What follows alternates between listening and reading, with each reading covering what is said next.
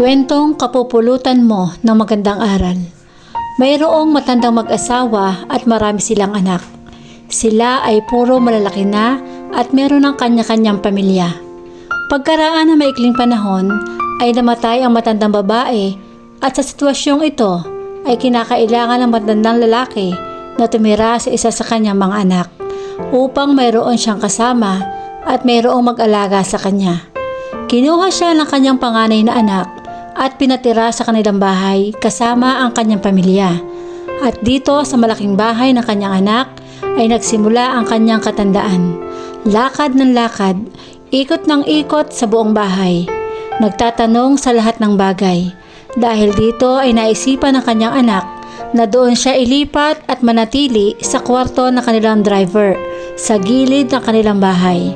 At pinalipat naman ng kwarto ang kanilang driver.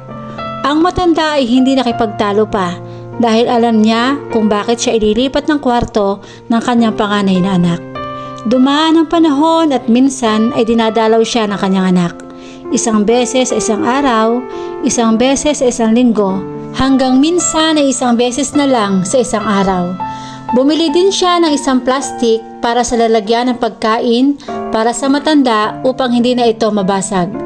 Ang nagbibigay sa kanya ng pagkain ay ang kanyang katulong araw-araw. Pagkalipas ng maikling panahon ay namatay na ang matanda. At pagkatapos ng pagdadalamhati, nagtungo ang lalaking ito sa kwarto ng kanyang ama upang linisin at muling ibalik dito ang kanilang driver. Nakita ng lalaking ito na hawak-hawak ng kanyang batang anak ang plastik na kinakainan ng kanyang lolo. Sabi ng tatay na ito sa kanyang anak, "Bakit mo hawak-hawak ang plastik na yan? Ipatatapon ko na yan sa ating katulong." Ngunit hindi pumayag ang kanyang batang anak at sinabi, "Ito ay itatago ko." Nagtaka ang kanyang tatay at nagtanong, "Bakit mo itatago yan? Luma na yan. At anong mapapala mo dyan?" Sabi ng anak, "Itatago ko po ito para sa iyo.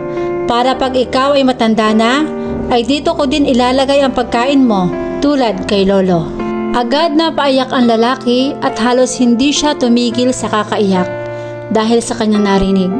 Ngunit huli na ang lahat dahil wala na ang kanyang tatay. Bilang isang anak ay nararapat sa atin na maging mabuti sa ating mga magulang. Bigyan natin sila ng oras, ng panahon, ng pagmamahal at ng pagpapahalaga.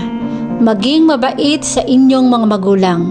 Kapag ang isa sa kanila o kapwa silang dalawa ay umabot na sa katandaan ng kanilang buhay, huwag magsalita ng walang paggalang o pagalitan sila, bagkus mangusap sa kanila sa paraang marangal.